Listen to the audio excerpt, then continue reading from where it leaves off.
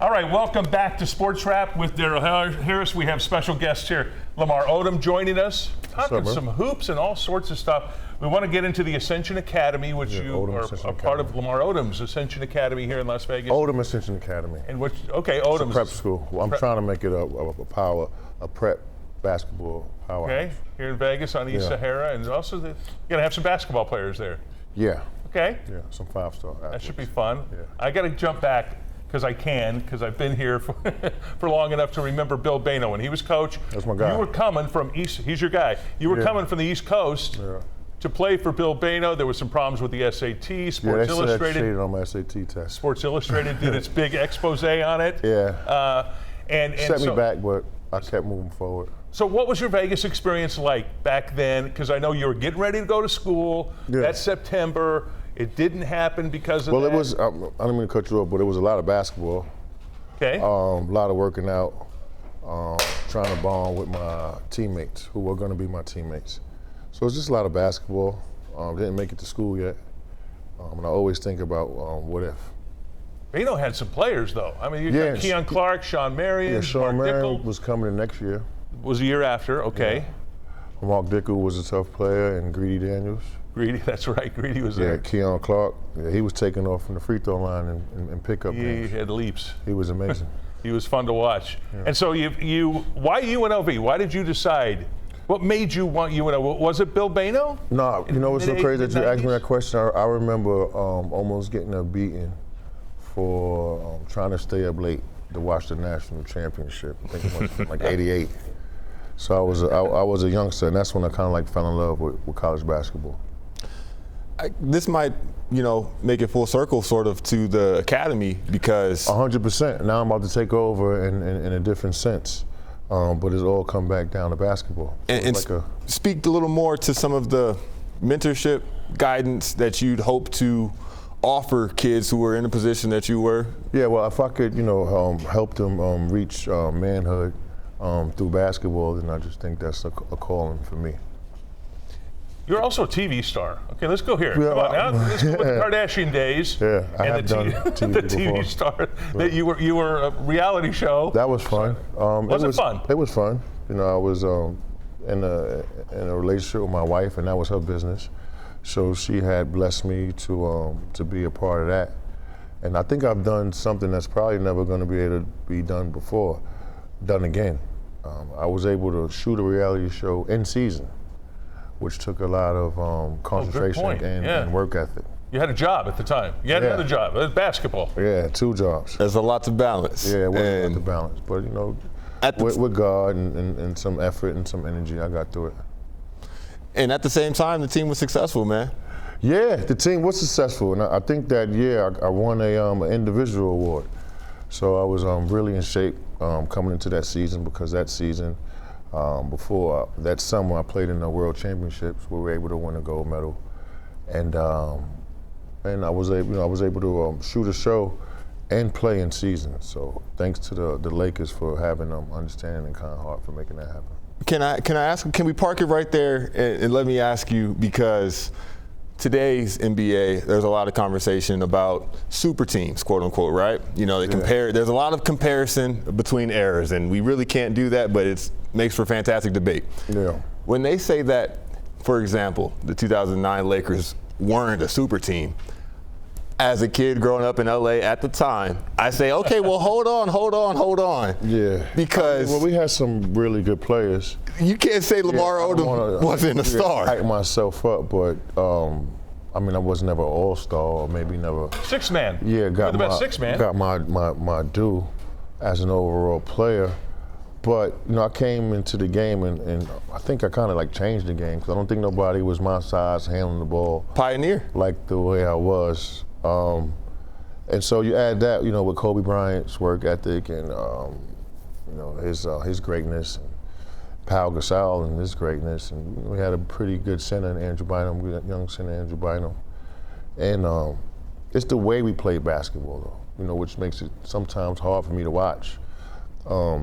These teams like basketball today, it's hard for you to watch. Okay. Shooting themselves in the foot. Yeah. The dribble handoff to a pick and roll. It's like watching every team play like that. It's the reason why I travel with the triangle offense, and that's what we're going to be running at Ascension Academy. The triangle? You're running the triangle at Ascension Academy? Yeah. Okay. Can the kids pick that up, you think? Yeah, they'll be able to pick it up. It's a pass first offense, and if you understand basketball and know the game, and you got to be willing to learn. But it's the offense that honed and controlled probably the two most aggressive. You can call it dynasty.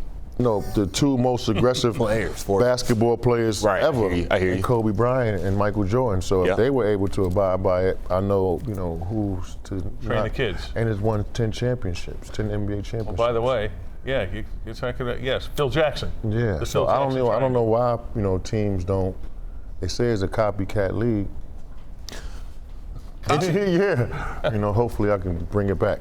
Introducing some more variety and play styles to younger kids at a younger age, so that way they're able to comprehend the game at a wider level would be and impactful. my academy is it's from K through 12, so I'm going to be able to teach the game sort of kind of like how they teach the game in Europe. If I got a kid from K through 12 and he has a talent and he has a talented brother or a talented friend, and I'm able to raise them, from a young age and teach them the game, then I'm just trying to take over what they're doing in Europe, how they're changing the game over there. It's kind of how like they're surpassing us really through fundamentals. Okay, I'm going to back up a little bit to what, as you've talked about it, the experience where you nearly lost your life at a brothel here in Nevada, in Pahrump. And what happened there? Drug overdose and I was poor. The details of what you can on that. Yeah, I was going through a divorce with my wife, and I've been pretty open with my drug addiction, and it's funny because I didn't have any cocaine to take to the brothel that night, and I'm being honest with you guys as I speak to you, and it's an hour from Pahrump, and an hour it is. They had to come get me from Pahrump. And then, So a car came here, picked you up, and took you there. I was living in Henderson at the time. Okay. And took me back. Went there, told them, I'm just getting divorced, high-profile divorce, let's keep this a secret. Put $75,000 down on my black card. Had a drink, and woke up 3 days later. You think somebody spiked? Drink, something gave you the coke? 100%, because I didn't have any cocaine to take to the brothel. So I don't know what they did, how they got it in my 3 days later, you wake up. I wasn't able to walk or talk. Nearly, almost dead. I wasn't able to walk or talk when I woke up, or hold my bowels. Okay, no, that's all right. So just think about how embarrassing that is for a two-time champion in Cedar Sinai, having nurses from Compton change his Pampers every 3 or 4 hours. So that pretty humbling. Now, so what about the doctors here? What do they took you they to saved my life. Somewhere, UMC? Yeah, they saved Sunrise, my I life. believe. I don't know. Sunrise. I was asleep. Yeah. I slept through it. Yeah, you just woke up 3 days? 3 days later? 3 days later, I couldn't walk or talk. That's probably what scared me the most, was that I couldn't talk. Commend you for the honesty and transparency. That's the only way for me to live. I hear you. I believe that. That's why I'm. Now, did you ever want to seek some accountability from the brothel by chance? Did you feel that something was wrong, or have you just let it go? I mean, after time, I just had to just kind of, let it go with the grace of God. But, I know I didn't, take drugs that night. Wow. So, I think the blessing from it is that I didn't really wake up with the Tupac mentality, like somebody trying to kill me, let me kill them before they kill me. So the blessing was to kind of just, keep living my life, and now, funny, in Vegas, giving back, trying to help people through education, which when my mother passed away, when I was 12 years old, I kind of gave up on school. I used my charisma, my smile, and my basketball ability to get by.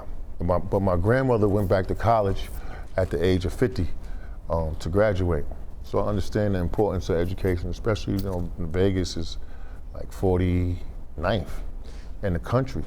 That is true. We know that. We've seen those numbers. He's in the education business now. For me to, connect with Pastor Bowen and have a chance to give back through basketball and education, that's just God speaking. So you say the pastor, you've got a pastor involved. Who are some of the other people with? He's right to the left right there, Pastor Bowen. You're helping out? Yeah, my boss. That are making it happen there. And other basketball players? What do you think? No, I'm gonna get I'm gonna get 5-star athletes, of course. Okay. I can't play a high school schedule, but I'm gonna get 5-star athletes, and the time is now, and hopefully you guys can spread the word. Now, and let's go with UNLV. What are your thoughts? You see yourself going to Rebel games, enjoying some of the best? Yeah, being involved in the community. Yeah, well, hopefully I see myself. I see Ascension Academy, having games at the Thomas and Mack. Being that big of a deal, that we're gonna be able to pack that out.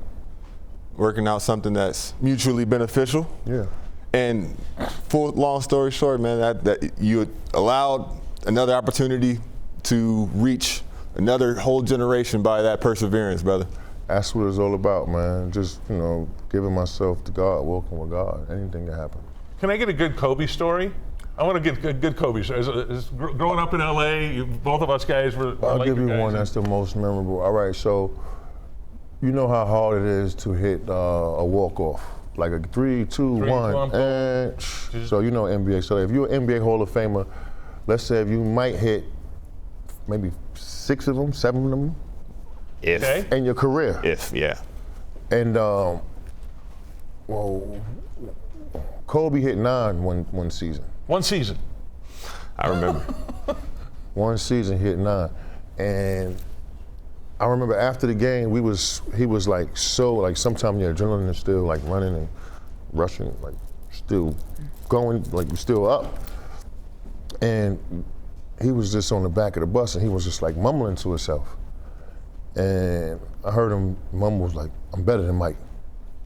Oh, still had that going. Yeah, he's like, I'm better than Mike. And I was just like, looking at him like, you sure, dude? Like, but that was his, goal, to be better than, a person that nobody could be better than. No, when he came in as a rookie at that All-Star game, that was the matchup that everybody was watching. It was the handing of the torch. That was his goal, though. And, he pushed us every day. He's got my dad convinced. Yeah. That he learned everything Mike could do and executed it. Take it to another level. Well, Lamar, thank you for joining us. I appreciate it. Good luck, Ascension Academy, and what it's doing. Yeah, thank you. And pleasure. I'm gonna make sure get that triangle offense to the UNLV coach. He can still. Josh Pastor might need the triangle. Yeah, we'll give him a call. I bet you it'll help. He'll probably want to hire me.